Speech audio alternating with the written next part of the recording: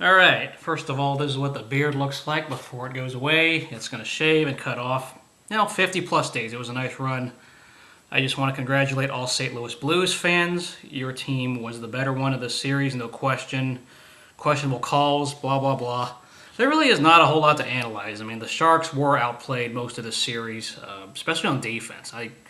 You could just tell the defense was terrible out there at times, and they looked flat, gassed, whatever word you want to describe.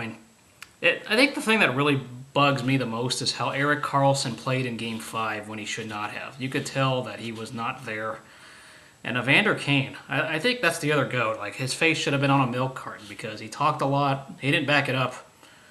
And the Sharks are going to be stuck with him for some time. I mean, those are the two guys that I'm going to be looking at the most who failed. I mean, you can talk about Brent Burns and so on.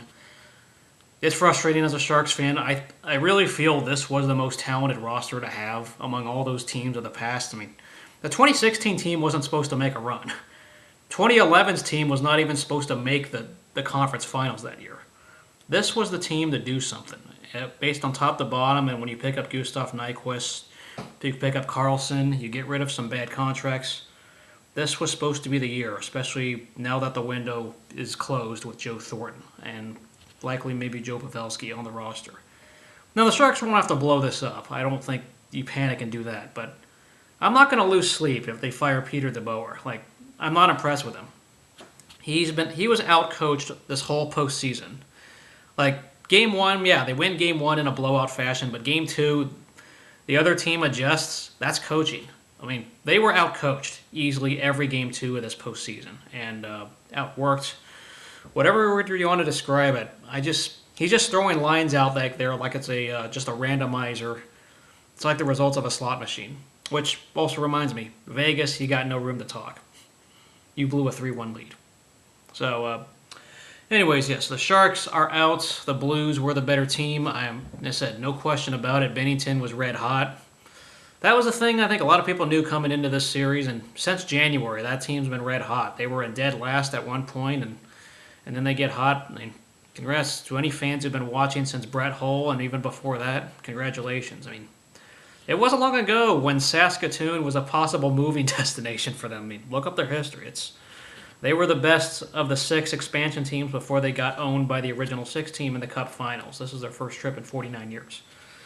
So, yeah, the Sharks, this was just not their year. And as I said, defensively, it was cold. I thought Martin Jones was all right.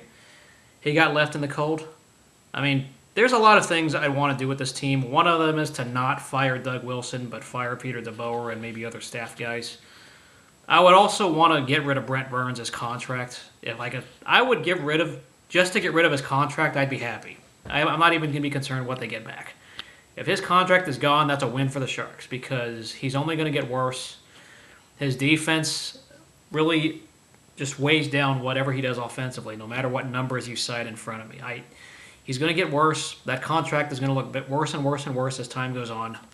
You got to sell him while you can. If you do that, I will be happy. Yeah, this was the best team to do something, and they had a questionable regular season. Peter DeBoer kind of let talent be the reason why they were winning. They went on that streak in the middle of the year. They got cold to end the year.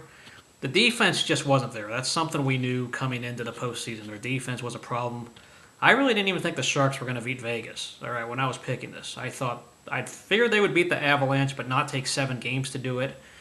But you're playing all those games. You're getting gassed. They looked really gassed out there by the time it was Game 5. A complete no-show at home, and it is what it is. I mean, they couldn't stomp on the throats. I don't think they played as bad in Games 4 and 6. They didn't play as bad as maybe the stats tell you, but Game 5, just a total egg. And I'm not willing to bring back Erik Karlsson. I wish you could move a lot of these guys, but you can't move them all. What you do know, as I said, Pavelski and Thornton likely could have played their last games until maybe Thornton played his last game ever in hockey. We say the best of luck to them. Thanks for the memories. If that was the end of those two, thanks for the memories. They just couldn't get it done. This team has shown they can't get it done. And they have to sell off part of this team. Sell off Brent Burns if you can.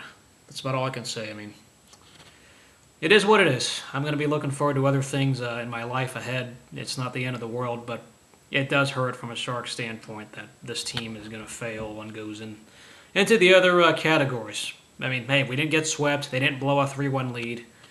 They just got straight up punched in the mouth by a Blues team that was more hungry and outworking them from shift by shift. It's just very straight to the point here. So, congratulations, Blues fans. I don't even care who wins the finals because if my team's not in it, I'm not going to comment on that. So, congratulations again. Go Sharks, even though this season is over.